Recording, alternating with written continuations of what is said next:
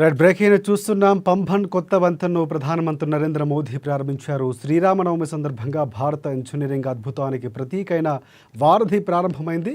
535 కోట్ల రూపాయలతో 2.5 కిలోమీటర్ల పొడవున పంబన్ బ్రిడ్జిని నిర్మించారు. దేశంలో తొలిసారిగా వర్టికల్ లిఫ్ట్ రైల్వే బ్రిడ్జిని సీ బ్రిడ్జిని కూడా ప్రధాని మోదీ ప్రారంభించి జాతికి అంకితం చేశారు. రామనవమి సందర్భంగా ప్రధాని మోదీ తమిళనాడును సందర్శించి రామేశ్వరం నుంచి మెయిన్ ల్యాండ్కు అనుసంధానించే నూతన పంబన్ రైలు వంతెనను ప్రారంభోత్సవం చేశారు.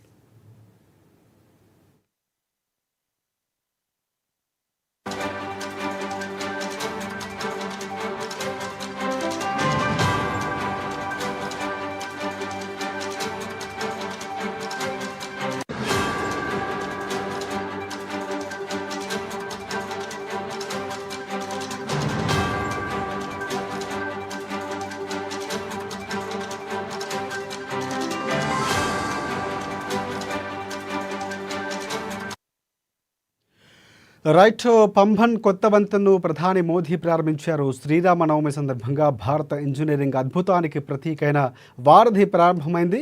535 కోట్ల రూపాయలతో 2.5 కిలోమీటర్ల పొడవున పంబన్ బ్రిడ్జ్ నిర్మించారు.